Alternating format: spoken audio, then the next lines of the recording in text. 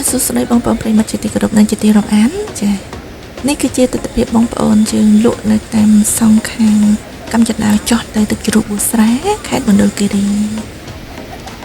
យើងឃើញថាមានកសិផលក៏ដូចជាផ្លែឈើមួយចំនួនក៏យកមកលក់ណាមានទាំងពីផលសត្វបរាណខ្មែរផងដែរនេះចា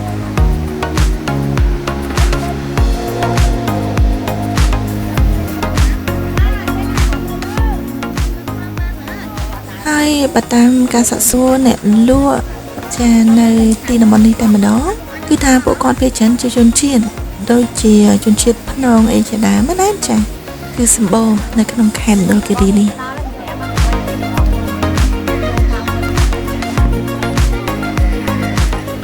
ចាហើយខាងពីនោះយើងមានឃើញផ្លែចេកទៀបបារាំងផ្លែបឺឬមួយក៏ដំណាំម្រេចជាដើមក៏គាត់យកមកលក់ដែរឃើញថាច្រើនសម្បូរបែបមែនតែនចារដូវកាលខែនេះណាចានោះគឺជាទឹកជ្រោះប៊ូស្រែហើយទស្សនវិជ្ជាបងប្អូនយើងមកលេងកំសាន្តដែរឃើញតែច្រើនគូសំព្រោះថ្ងៃនេះថ្ងៃសៅរ៍មិនទាន់ថ្ងៃអាទិត្យទេពេលខ្ញុំនឹងទៅថតទស្សនវិជ្ជាបងប្អូនយើងមើលនៅទឹកជ្រោះដំណាក់ខាងលើវិញម្ដងចានោះគឺជាទឹកជ្រោះដំណាក់ខាងលើ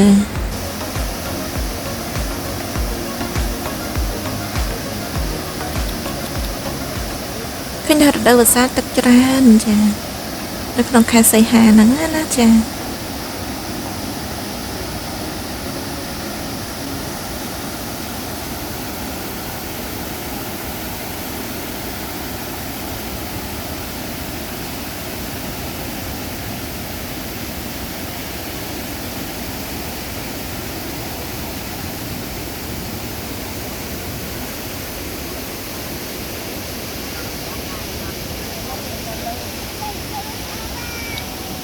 គឺថាបងប្អូនជួយមកលេងកំសាន្តគូសំដែរសម្រាប់ថ្ងៃចុងសប្តាហ៍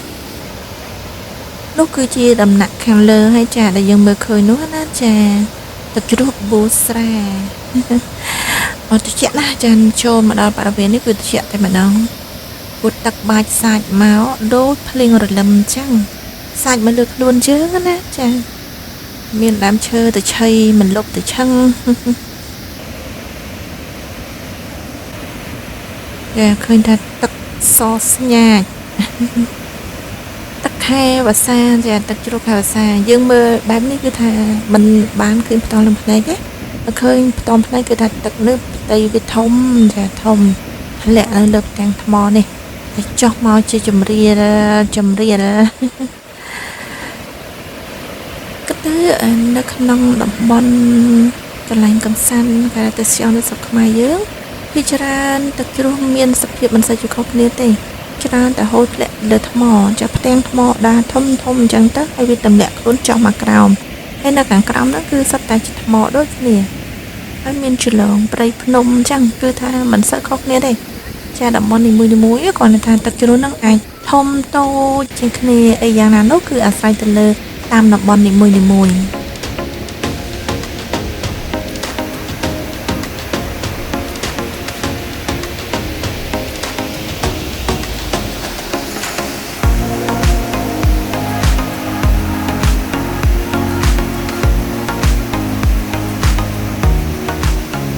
សូមអរគុណច្រើនសម្រាប់ការតាមដានទស្សនារបស់បងប្អូនទាំងអស់គ្នាជំរាបលា